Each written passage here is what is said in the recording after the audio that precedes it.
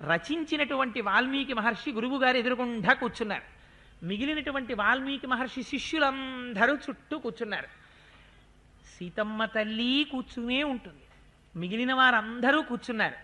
లవకుశులిద్దరూ ఆ రామాయణ కథాగానం ప్రారంభం చేశారట.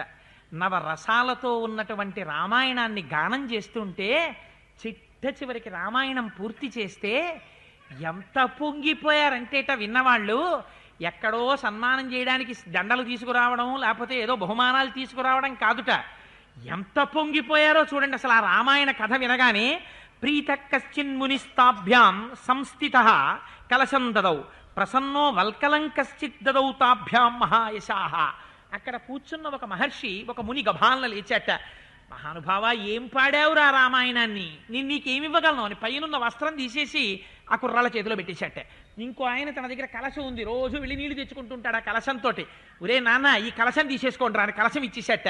ఆ రామాయణం అంత అందంగా పాడేశారట. అంత అందంగా పాడి చిట్ట చివరికి అయోధ్య నగరానికి వెళ్ళారు. విడితే అక్కడ రామాయణం పాడుతుంటే రామచంద్రమూర్తి విన్నారు. విని లక్ష్మణ భరత శత్రుఘ్నుల్ని పిలిచారు. మిగిలిన పరివారాన్నంతటినీ పిలిచారు. రండి రండి రండి రండి, రామాయణం వినండి, పిల్లలు పాడుతున్నారన్నారు. ఆ లవకుశులిద్దరూ లోపలికి వచ్చారు. కనకపు సింహాసనమున రామచంద్రమూర్తి కూర్చున్నారు. లవకుశులిద్దరూ రామాయణం పాడడం మొదలుపెట్టారట. ఇంత రామచంద్రమూర్తి రామాయణం వింటుంటే సింహాసనం వదిలిచ్చేసి తాను కూడా సభలో కలిసిపోయి కూర్చుని విన్నట్ట.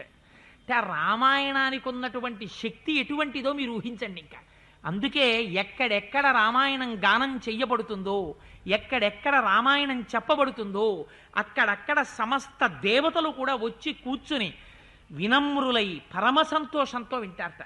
అంత పొంగిపోయారట.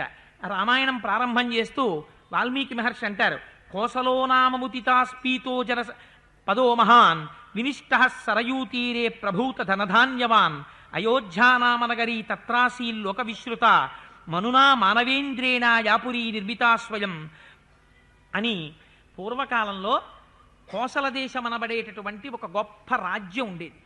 ఆ కోసల దేశాన్ని గొప్ప గొప్ప జనపదాలతో నిండి ఉండేది. దానికి రాజధాని అయోధ్య.